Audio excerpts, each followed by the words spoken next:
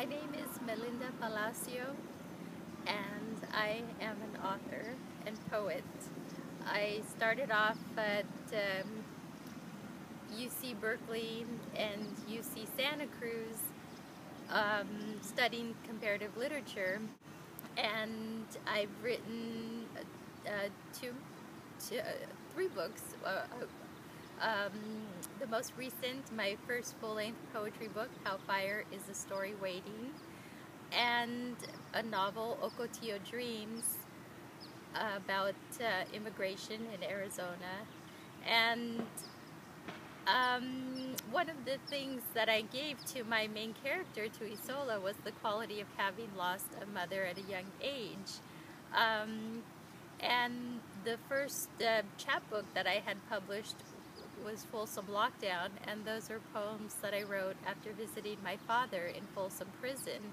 I didn't grow up with my father.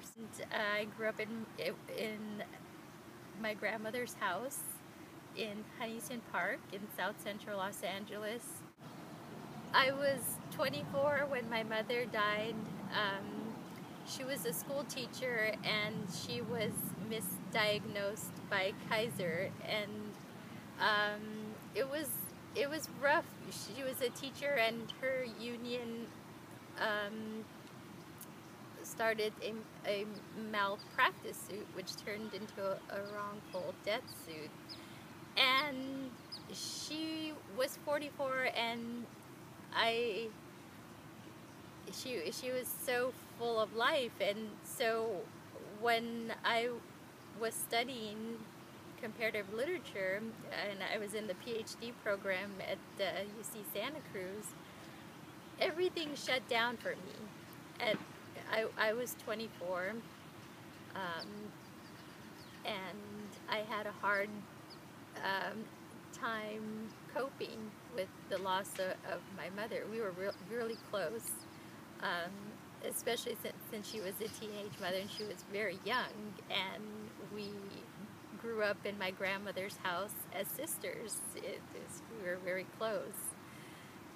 And when I left the academic life, I started writing for newspapers. I wrote for the Arizona Republic, the East Valley and Scottsdale Tribune, and I started writing about other people's lives in the lifestyle beat. And at some point, I started writing my own stories, and I wanted to write about my mother, but I really couldn't.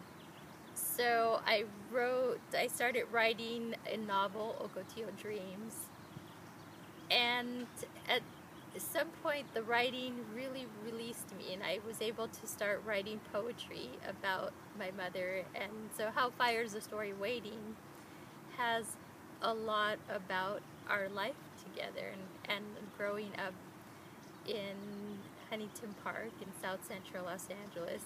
Writing became a way for me to overcome all of the stuck emotions that I felt. I felt after my mother died, I was paralyzed and pretty much confined to my bed, very depressed for several years. And it was writing that pulled me out of that deep depression, and finally being able to write about my mother, to write about my childhood, write about my grandmother. All of that was a form of release, and a form of resilience, a form of overcoming the hardship of having lost my mother at age 24.